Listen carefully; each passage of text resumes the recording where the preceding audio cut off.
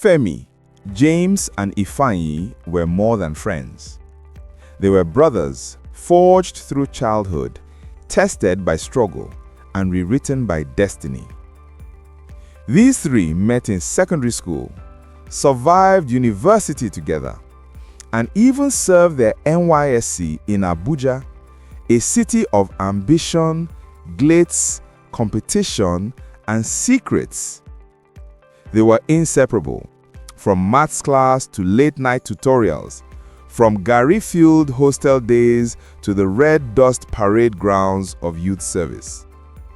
But while friendship may be constant, life is a mathematician of difference. 4 years ago, Femi got a connection, a rare opportunity through a circle known only as the gatekeepers of fortune. Powerful people who open doors faster than normal hustle can knock on them.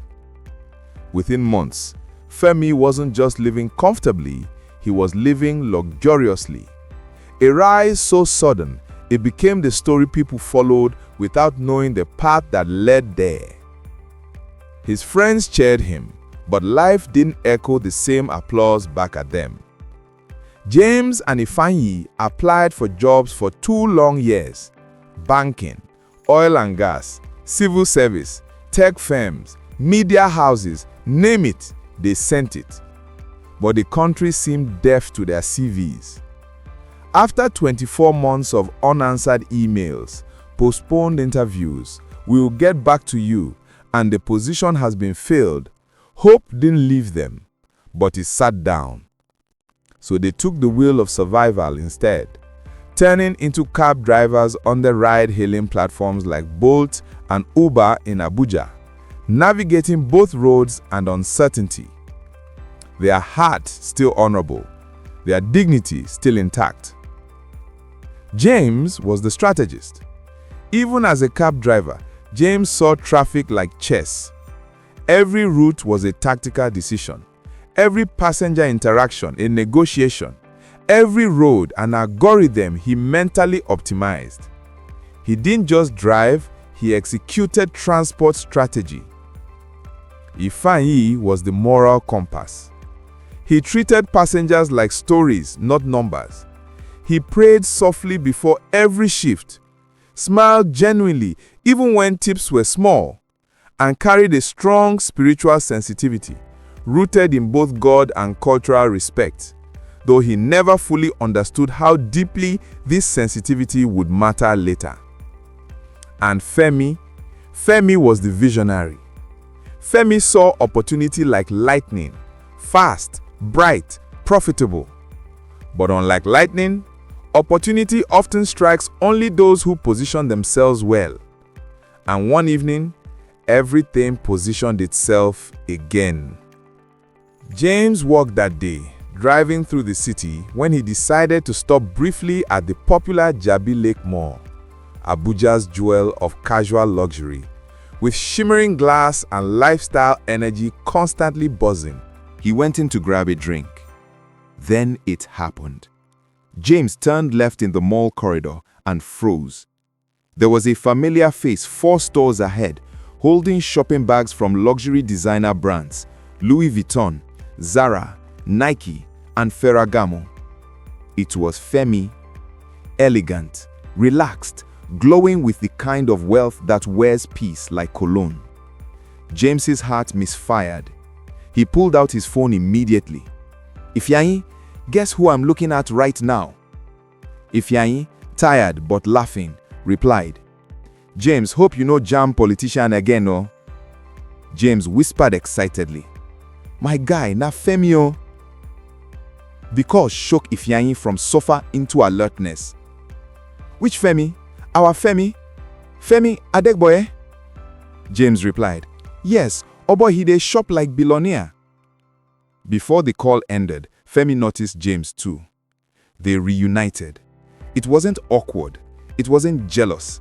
It was loud, pure, brotherly nostalgic chaos. Femi laughed and patted James's shoulder. "You don't become taxi chairman, no?" James replied with a dramatic face. "Na only position wey government give us, so." Femi smiled kindly. Come home tonight, both you and Ifeanyi. James paused. Come where? Your papa house? Femi shook his head slowly, grinning. My house. James gasped. Your house? Femi leaned in playfully. 8 p.m., Maitama district. Don't be late. James allowed himself one more scream before stepping out. Oh boy! As he exited the mall, he whispered, This reunion, God, please let it mean something. It meant everything. Luxury meets desperation. Later that night, James and Ifeanyi arrived outside a tall, sculpted, gold-trimmed gate. Water fountains on both sides, modern statues, and LED bright security checkpoints. Femi's house. The compound felt like a palace borrowing city land to exist. James dropped his jaw again. Bro, God punish hardship oh. Look where Femi they live. Ifeanyi was stunned too. James, this one pass mansion oh, na mini country. They rang the bell. Gates opened smoothly, like programmed destiny. Security men in black suits acknowledged Femi respectfully as he walked out to greet his friends. Even the servants moved quietly like choreography in motion, respectful but confident. James shouted instinctively, unable to hold it. Oh boy, is this your house? Where you live? Guy, show us the way now. Femi laughed. Enter first. Calm down. They walked in. The compound was spotless. Marble floors reflecting night sky faintly. Bushes trimmed like geometry. Hidden speakers playing calm Afrobeats instrumentals at low volume. Fountains whispering water songs gently. A luxury garage housing 6-digit cars, Range Rover, Mercedes G-Wagon, Lexus 570, Bentley, Rolls-like sedans with champagne leather seats and quiet engines. The two friends almost knelt. They entered the living room, a space so wide that silence could rent its own corner. Chandeliers hanging like frozen fireworks, art that cost more than entire rent years. Smart Android screens greeting them softly. Customized sofas whispering comfort. Perfumes blooming high-end wealth scent into the air. Tall wine racks, gold accents, and imported flower vases. Luxury was the wallpaper, the foundation, and the punctuation of this house. James dropped on the sofa like someone who had waited 10 years for soft foam and wrapped his hands around his head. Femi, help us out. We don't suffer for this country. Which job have we not tried? Ifeanyi added quietly but emotionally. Bro, we're tired of honorable survivor. Show us the path. We're ready for restart. James joined. Anything oh, even if na extreme hustle we dey in. Femi smiled slowly. But this smile wasn't mockery, it was compassion. Then he spoke words that changed tone and destiny. You want the way? I can show you, but it's not ordinary. They listened. It requires crossing the 7 seas spiritually to meet the river goddess Yalodo for a fortune deal that has terms. James laughed nervously again. Goddess K? Femi, hope you not join Marvel call too. Femi shook his head calmly, not offended. It's not darkness. It's ancient honor magic. And it pays well. Ifeanyi's spirit reacted differently. His gift for spiritual sensitivity made him uneasy, but curious. This one feels powerful. Opportunity that bows to sacrifice must bow back to discipline. Femi nodded appreciatively, which is why I said, nothing good comes easy. James leaned in. We are ready, oh bro. Just tell us. On the midnight of that same night, Femi led them to the sacred riverbank of Jabi Lake, a place calm by day, mystical by night, oil brushes of nature whispering to whoever listens. James saw river and thought strategy. Ifeanyi saw river and thought spirituality. Femi saw river and thought connection. They weren't going to meet darkness. They were meeting ancient contract. Femi dropped ceremonial sand at river edge respectfully, chanted invocation words softly in Yoruba, not dark words, but honorable ancestral words, summoning a deal, not a demon. Water rippled slowly, then it glowed lightly, not horror glow, honor glow. She emerged elegantly, the river goddess Ya Lodo. Her gold ornaments shimmered like sunset melted into water. Her voice was soft but planetary. Femi, James, Ifeanyi. The accuracy shocked them. James whispered, "How she know our names like this?" Ifeanyi felt chills of truth, not fear. She said calmly, "My children, after this crossing, there is no retreat. Are you sure?" They replied together, hearts palpitating in sync. "Yes." She smiled gently but deeply, the smile of someone who controls rivers, contracts, consequences, and second chances. Then she declared, "Congratulations. But know this: without sacrifice, wealth does not stay. You will fulfill 3 honorable terms for 3 weeks, and you will uphold discipline for 7 weeks afterwards. If the vow is broken before 7 weeks is complete, the deal returns to waters, or death follows." They gulped. But desperation is louder than caution when hope has been stranded for too long. "We accept," James said bravely, "as long as our souls remain ours," Ifeanyi added.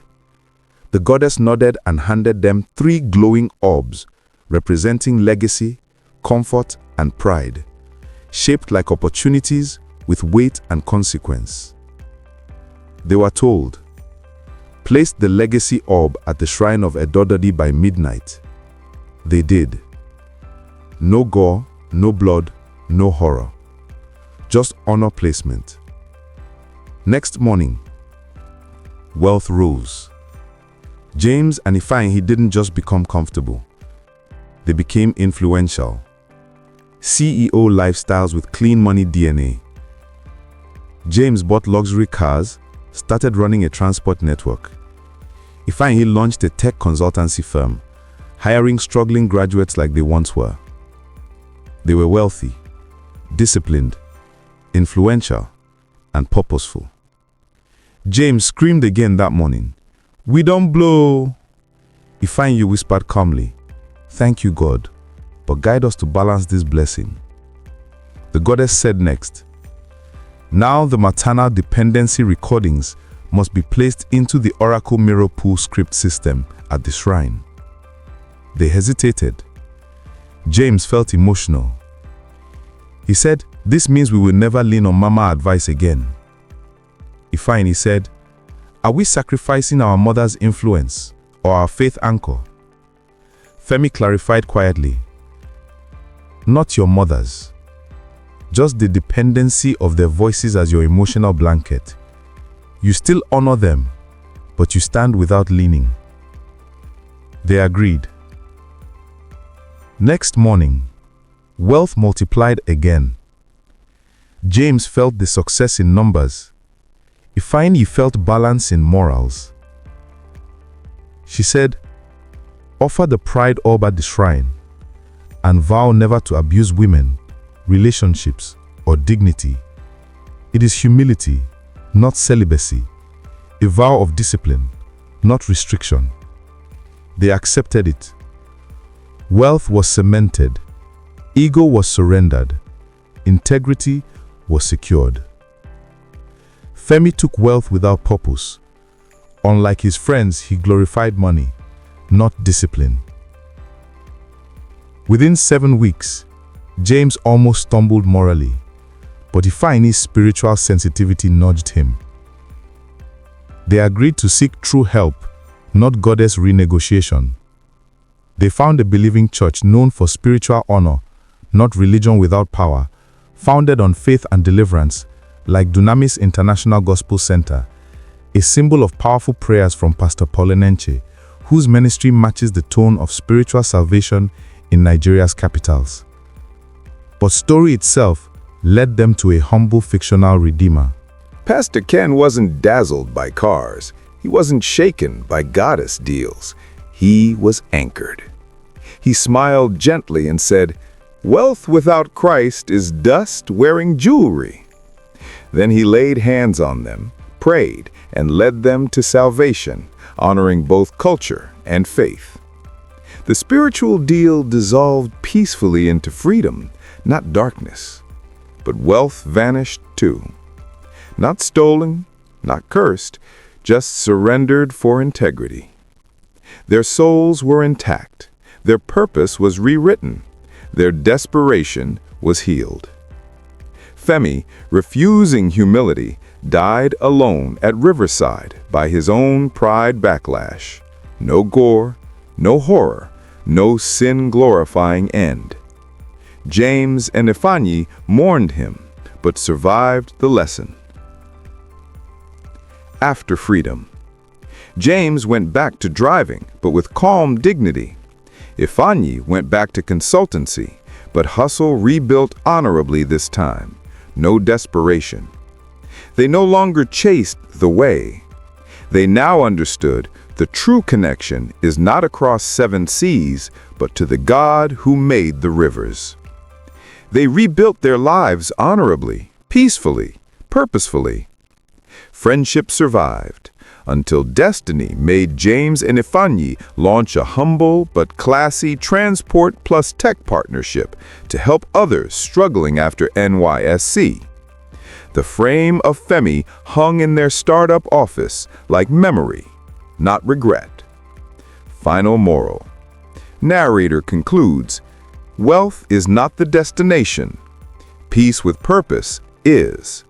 And the greatest sacrifice is not what you lose, it is what you learn when you are restored.